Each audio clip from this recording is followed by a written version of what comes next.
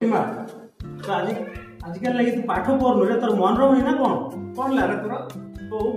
आज साइंस बाबा को डाकिबी हला साइंस बाबा को डाकी कि मु पचारि तार कौन हेछि तार मुंड कौन खराब हेछि ओ स्क्रू ढिला हेछि तार पचारि साइंस बाबा हला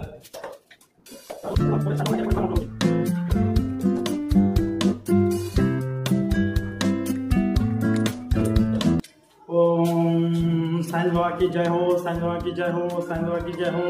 ओम ओम ओम ओम साइंस बाबा की जय हो, ओम ओम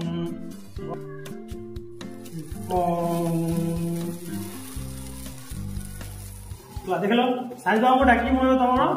निया धरल है साइंस बाबा पळा आछे डेरे पचार तार कोन हेछि तो कोन हेछि रे और साइंस बाबा को तो प्रतिदिन स्कूल को आसे आ भलो पाठ पढे प्रतिदिन स्कूल को आसे तो सब मन रह बोली साइंस बाबा कहले ओ science Baba thank you.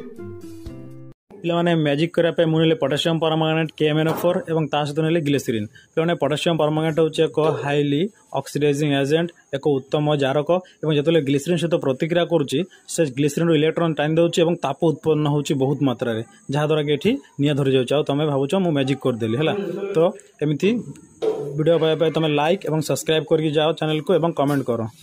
Thank you.